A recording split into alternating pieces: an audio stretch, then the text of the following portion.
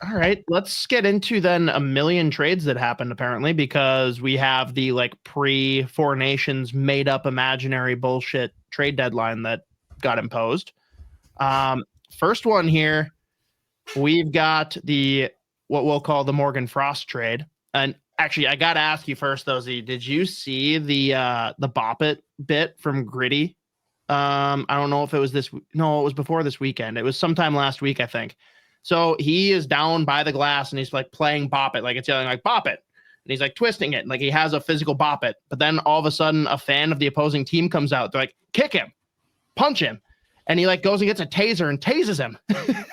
And then goes back to just casually playing Bop It. It's so good. It's so good. I would show it on the screen, but I know we would get demonetized immediately. So I'm just not going to do that. I will never not love Gritty. He is like, since coming into the league, it has just been banger after banger after banger. He got arrested, literally. Like, he is insane. And it's such a funny, like, just idea for a mascot where it's like, we don't even know what the fuck he is. I don't know. It's just Philly. Like, it's just Philadelphia. So he is, I can't get enough. Yes. But what do you make of this trade here? So Calgary gets Morgan Frost and Joel Farabee. Philly gets in return Andre Kuzmenko, Jacob Pelche, 2025 second, and a 2028 seventh. I'm really excited to see who that turns into. Yeah, I was pretty thrown off when this one, guys, again, pretty much mostly because I just like rarely pay attention at this point. But then this one like came across, and it's like, I guess there's a few ways to look at it. Like long term, if you're Philly, you probably get a little bit more like flexibility with your cap, especially with like, I think it's Farabee's cap hit goes up maybe, or I think, I can't remember. But like Kuzmenko literally came over here, had 1 or 2 really good years at Vancouver, and like just hasn't been the same since. I like Jacob Pelche, which, and like his, like it's, I did not see his reaction coming, where he was like, there's just so many stories about like how emotional he was finding out he got traded, and then like everyone else in the room, I guess he's a pretty loved guy in that room in general, but I like him as a player. And obviously you get a couple more picks, but I don't know. I've always liked Farabee. Frost, it was either hit or miss. Long-term, Philly gets a little bit more flexibility cap-wise, obviously.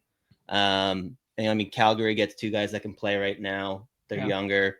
And I don't know. Calgary's like, we were talking so much shit about them at the start of the year, and they just like, but hey, fine. We had one caveat, did we not? Oh yeah. Yeah. And that caveat has proven out to be the reason that they are in the thick of things. Like, right. Wolf is not only like doing the job, like he might be a stud. Yeah, he's been really good, really, really good. I can't believe they're saying how that, solid. Like, they're saying that everyone like wants to like re-sign there now because of Wolf, which is crazy. And now they're making moves like this. So is it true? Because I saw some people say that the Kuzmenko piece is partially due to him previously playing with Mishkov. Yeah, like that's been thrown out there too. Like, yeah, they both were at Scott at the same time for a little bit, actually. Like, not even all that often, or not that like, not a ton of time, but there's obviously like that connection there.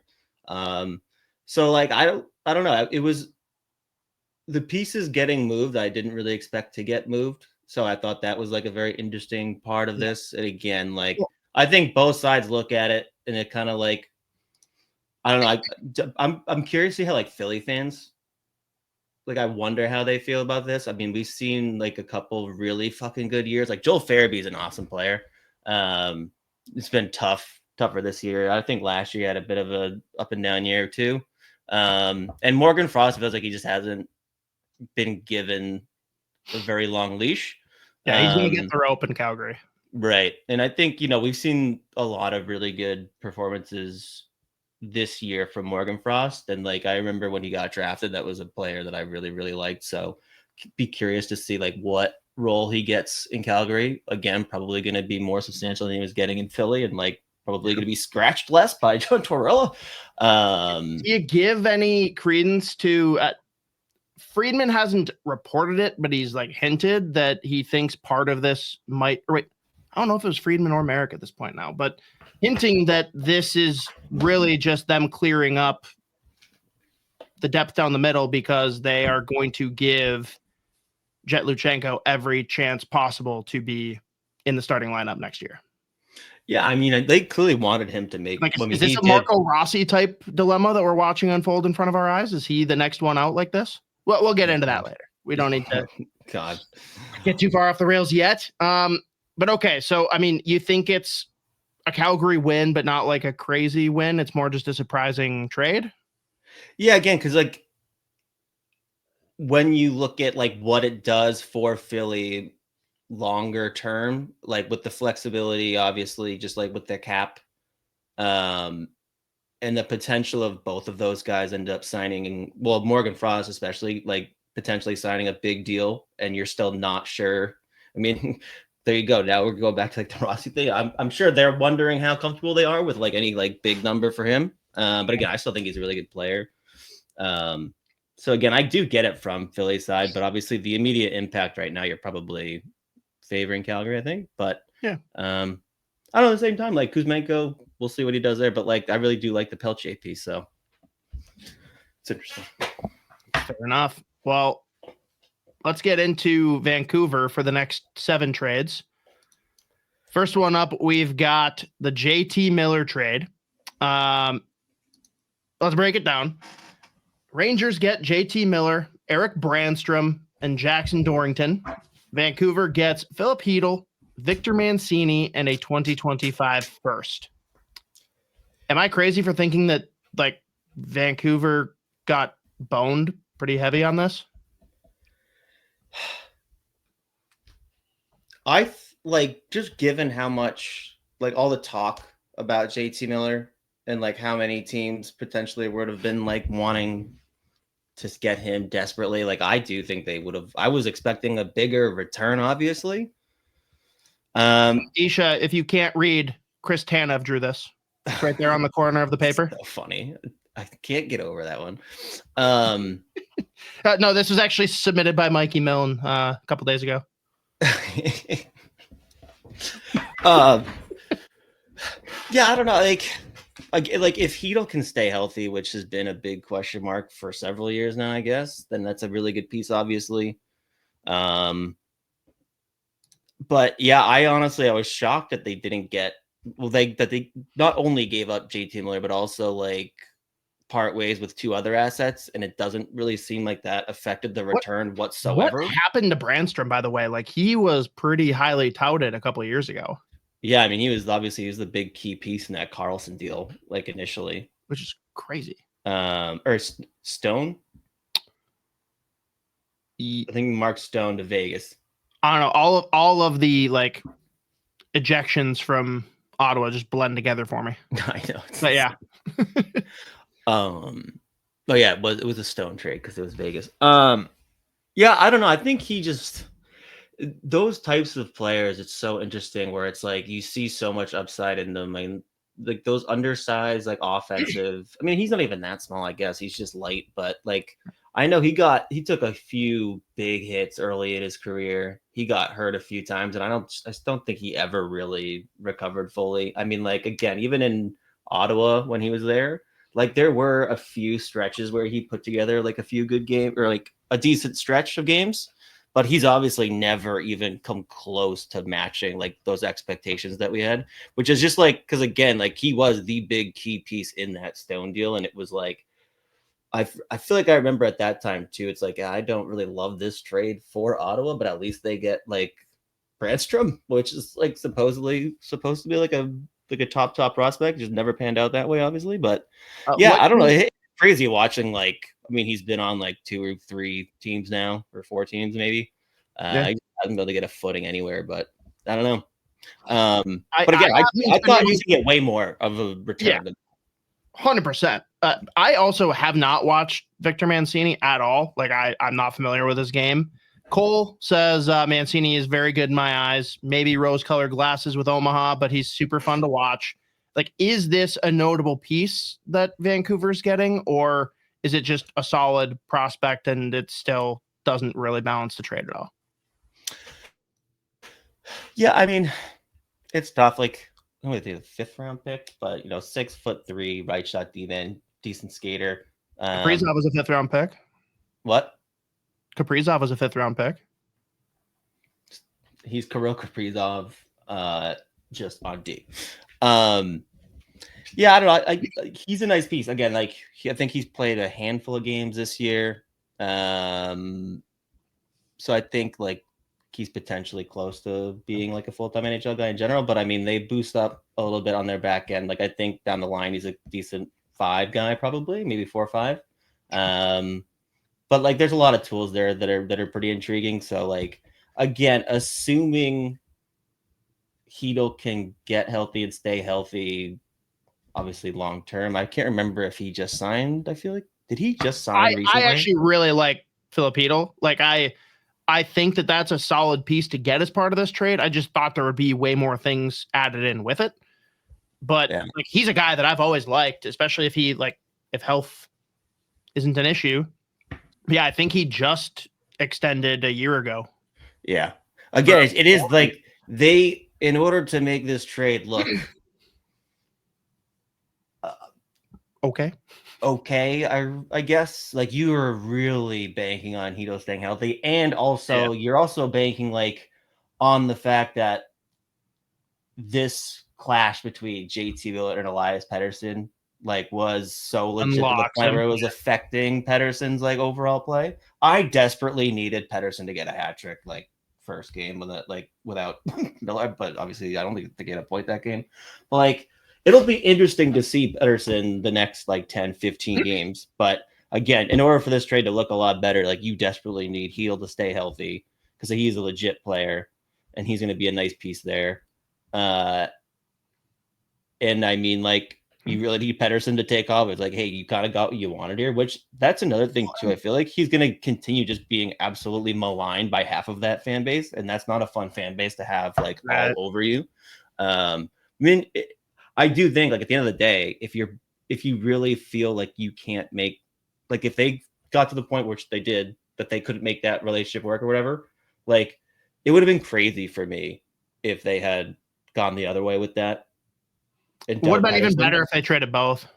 They're like, all right. And it's not even a matter of like them obviously clashing and there being ill will, but like, it couldn't be worse for him that Miller went and torched right away the second he got to New York, because that's why half the fan base will be maligned against him, right? It's like, look how good this guy is. You need to be that good now if it's worth us trading him away. I'll say though, in like, to keep Isha from self-harm, Chytil fits pretty well as a 2 if he pans out the way that we think he can. Like, with Miller and Pettersson, you almost have the battle for the 1C, and like, that can be a good thing. That's also probably part of why they're butting heads too, is like, who is the one who is going to get those touches, and Chytil just slots in very comfortably as that 2C, can be mixed in on the power play if that's really like what you're needing. But I think they've got enough offensively minded bodies that they don't even need to throw him in on that. Yeah. And I mean, you also look at it like, he's 25 years old. Pretty nice that he scores in his debut. So that works. But like, yeah, I think also, like, longer term, like, getting Chytil, it's just like, it's going to be the health thing. Like, what was it? Last year he played 10 games. Yeah, but last year was like the bad year, wasn't it? Right. And I mean, year before that, I played 74 games, 22 goals, 23 assists, plus 15, like, playing like just over 14 and a half minutes a night. So he's going to get like even more rope here, assuming, again, he has to stay healthy. And like the biggest piece for me really is like, what does Pettersson look like at this point? Because if he can get back to being like 35 goal, 80, 90, 100 points, like, that'll mean a lot, obviously. Like, that's how legit this whole rift was in the first place, which again, to me, is fascinating that it was like so toxic. Right. Like, I don't know what the fuck the deal was, obviously, but I mean, it comes down to JT's too much of a hardo and Pettersson's kind of soft. Like, it's not that Pettersson is like soft as puppy shit, and it's not like JT Miller is this horrible person. It's just like, those two are enough different that like it makes each of them seem worse in those directions because they're going head to head with each other. And because, let's be real, outside of Quinn Hughes, they're the two guys that are carrying the bag for the team. So I don't know. I think in a lot of rooms, you're going to love both those guys. It's just those two going head to head. It just seems like such a bigger gap with one being a softie and one being an asshole, you know? Yeah. But Cole drops in here. Speaking of Canada teams, what the fuck is going on with them booing the U.S. national anthem? Apparently this is all build up for the Four Nations stuff. I think it's kind of weird, but whatever. I guess I kind of understand and respect it. No, it's actually about the rivalry series this weekend, Thursday, Saturday. U.S. women are going to mop the Canadian women. And actually, for this week's episode of Fellowship of the Rink, subtle plug, we have Heisey and Zumwinkle live. Really fun interview. They're always a fun interview, so not much to be said there. Isha says JT over Pettersson, should have traded the Swede. Just sad. Verbata leaving. All right. Isha's not the one we're going to go to for cognitive. The most I could have. At no point was I like, I wonder which player Isha would rather have on. Of course. It's just never going to be. I don't fully disagree, though. And like, let's be real. It's been no secret to anyone that's listened to us for long enough. I love J.T. Miller, and I despise the fact that I now have to hate him again going back to New York. I was so happy the day he got traded out of there. I'm like, oh my God, I can be a fan of this guy. This is so fun. And now I have to despise him, and he's playing even better than when he was there before. So it's even worse.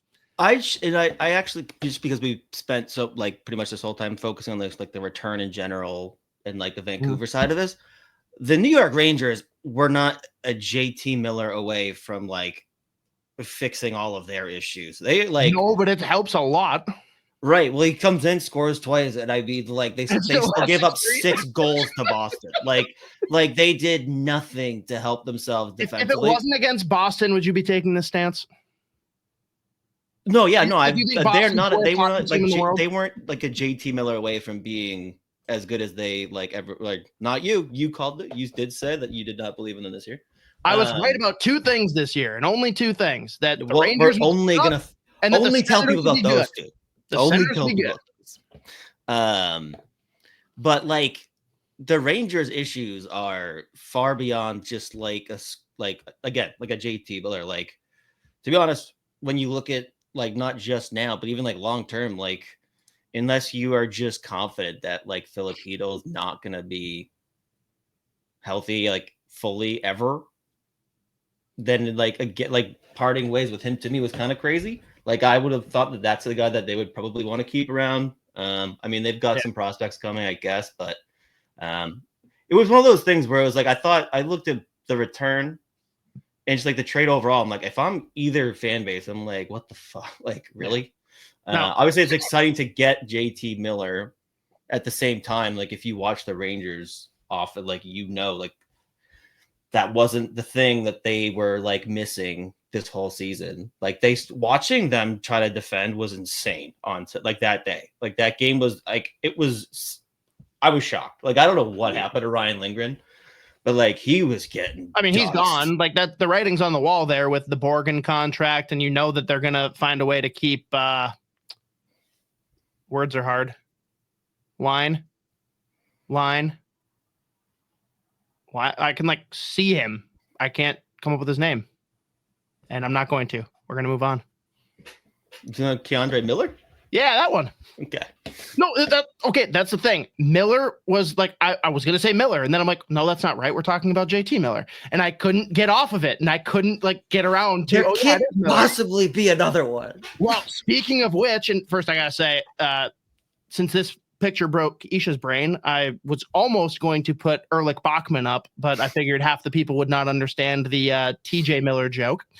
But speaking of people having too many names, the next trade, Vancouver brings in another Pettersson, and one of the better videos I've seen online in a while was someone taking the Jim's video from Shoresy and dubbing in the 3 Petterssons, and it's like, I'm Jim, he's Jim, I'm also Jim.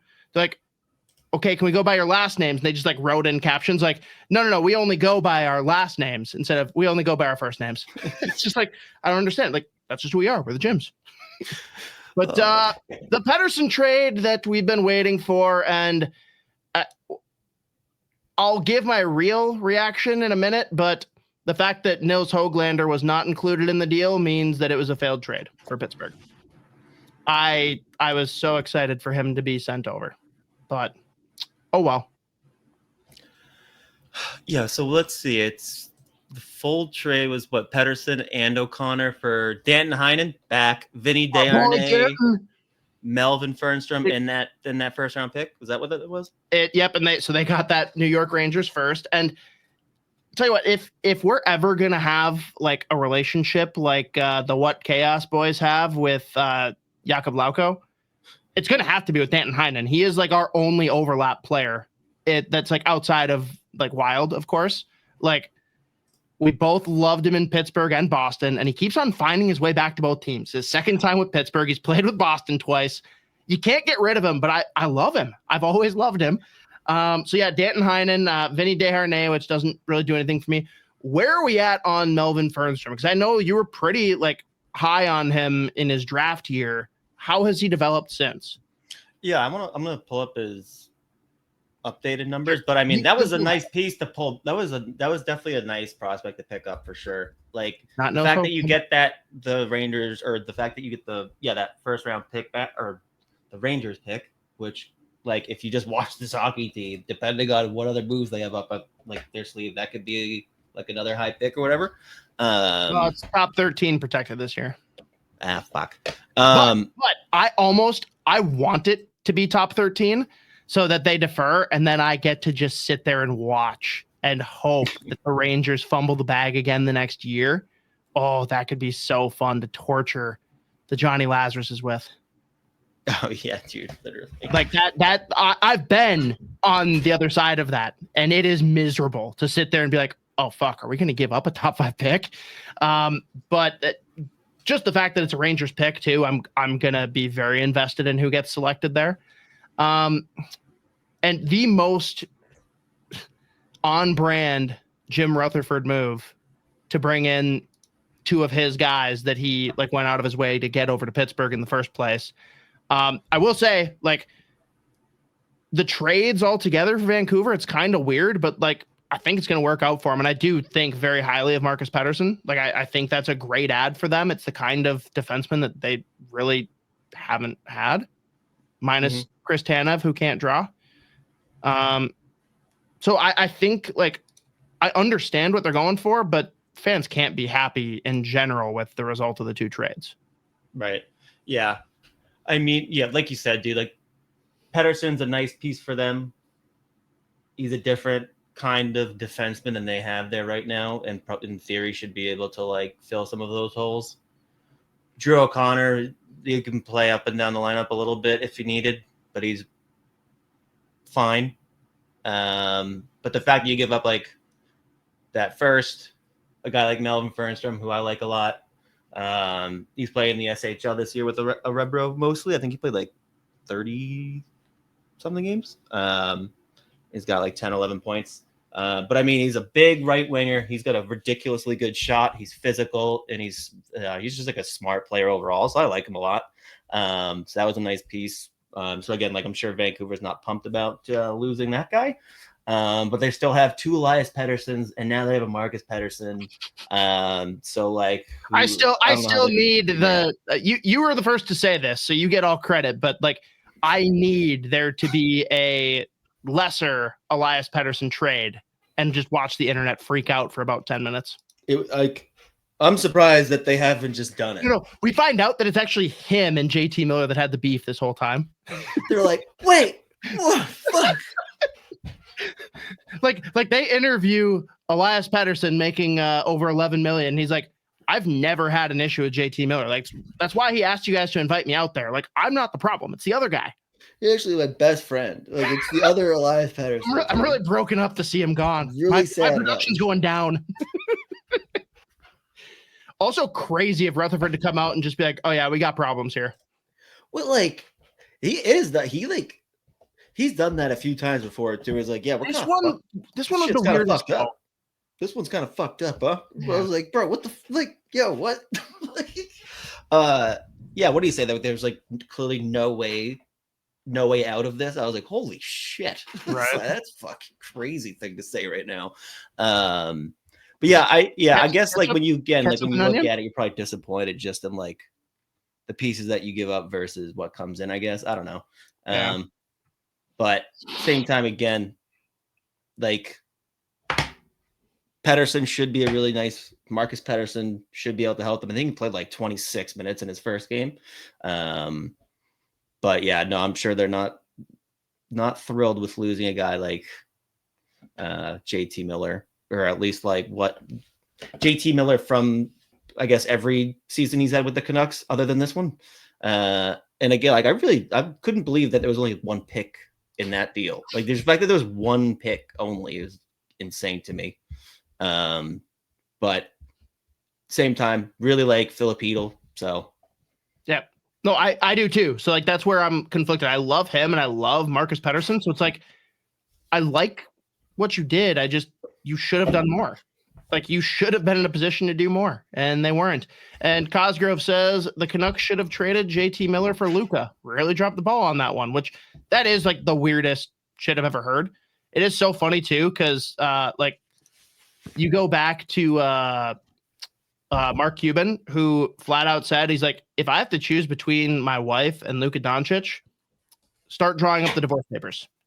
And now that he is no longer the majority owner of the team, bye, Luka. And apparently it's largely because he's fat, even though he's still one of the best players and he's a 25-year-old superstar who just took them to a championship. It's crazy. That's like Canucks fans, be thankful that you're not a Dallas Mavericks fan, because that would be way worse. So I'm told. I don't watch basketball, but that's what I'm led to believe. Yeah. Nothing to add on the Luka Doncic trade. Yep. All right. Moving on. How are you feeling about the Pittsburgh return? It's fine. Like if Fernstrom turns out like it's a reasonable trade. It's just like I was convinced that Nils Höglander was going to be part of the deal, and I'm sad that he wasn't. Yeah. Love Danton Heinen. I don't know how much I like care about that current state, just because the Penguins are what the Penguins are right now. It's not going to matter. But he's a fun little player, and yeah, it's going to be fun seeing what develops with the Rangers pick, because it's the Rangers pick. Like I'm going to be a sicko with that, but I don't know. It's fine. I'm not left being like, hell yeah, Dubas, but like he did fine. Fair enough. That's all I got.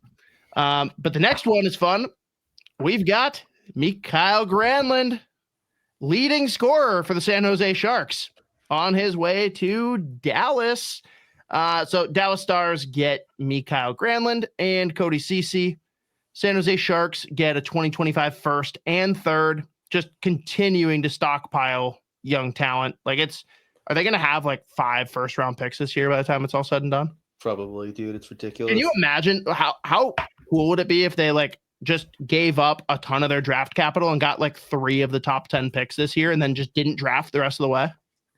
They moved up every pick. They have half of the first round as San Jose Sharks picks.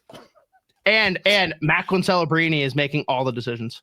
Yeah. Like, all right, who do you want to be on your line? Who do you want to be quarterback in the power play?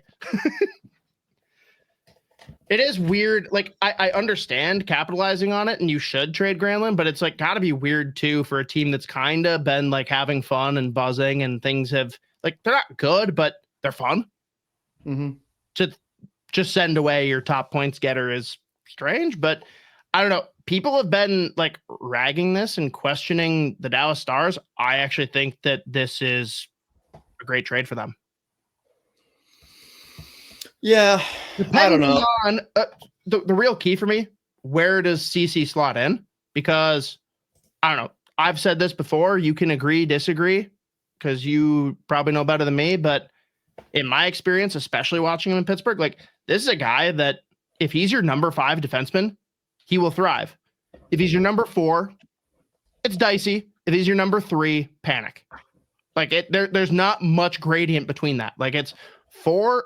I don't know. 5 is awesome. 3 is brutal. And Dallas Stars blue line, who knows which one he's going to be, especially with the long-term missing of Heiskanen. So, right. Yeah, I mean, like, the defensemen that they have on their roster right now, other than Miro Heiskanen because he's hurt, obviously. Yeah. Liam Bichsel, Cody Ceci, Matt Dumba, Thomas Harley, Esa Lindell, Niels Lundqvist, Ilya Lyubushkin, and Brendan Smith. That's not, I mean, it's workable, and you've got plenty of depth up front to help. He's probably your number 4. Yeah. That's not great, though. Like, No. The fact that they gave up a first for either one of those players to me is like, I question that, I guess, in the first place. But when you've stockpiled this many legit prospects, and realistically, like, you probably aren't super concerned about where you're picking in the first round, assuming like you're ideally like finishing somewhere, like your season ends with you probably having anywhere from like 27, 28, 29, or potentially the 32nd pick. So like, I guess if you just don't care about the picks, there's like Granlund's a decent player they can plug into their like third line maybe for some additional scoring depth, especially once Sagan went out with injury. But yeah, I don't know. I thought it was like an interesting 2 players for them to go out and target. And I like this BC thing to me is I was confused. Yeah. So apparently Matt Duchene loved playing with Granlund in Nashville, and Matt Duchene has been doing pretty good. So I'm not saying that he like went to them and said, bring him, but they probably went to him and said, hey, what do you think of this guy? And he's like, yes, do it now, please. But it's going to be very funny when this goes the way of Granlund going Nashville to Pittsburgh and him completely imploding and being worthless.